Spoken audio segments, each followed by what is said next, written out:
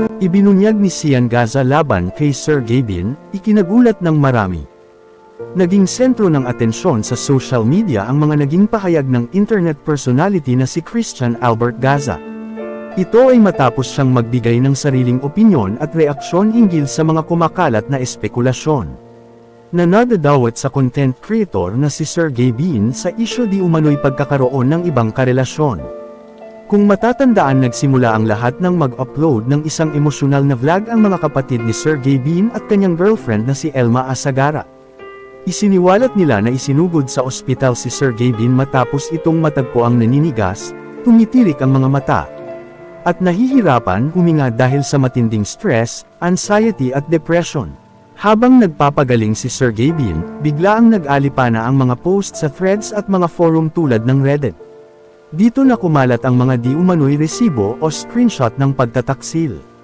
Ayon sa mga kumakalat na haka na niregaluhan pa umano ni Sergey Bin ang babae ng isang sasakyan at malaking halaga ng pera bilang suporta.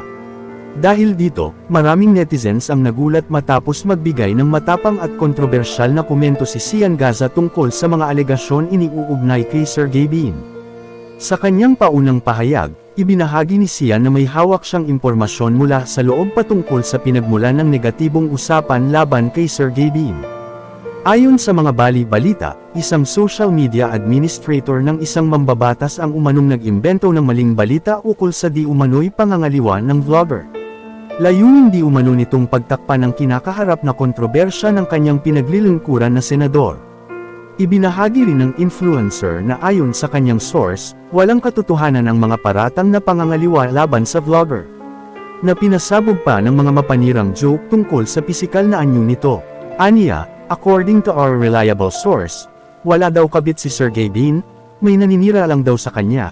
Duty daw si Sergey Bin 4.7 inches matigas na confirm 100%.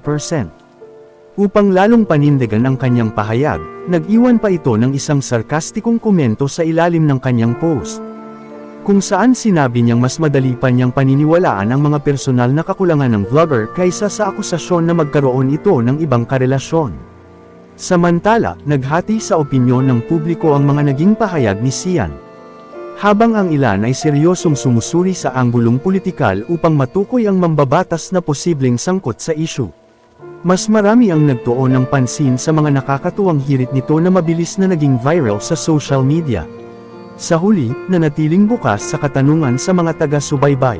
Isang seryosong estratehiya nga ba ang paglilihis ng issue ang naganap para sa proteksyon ng isang publiko?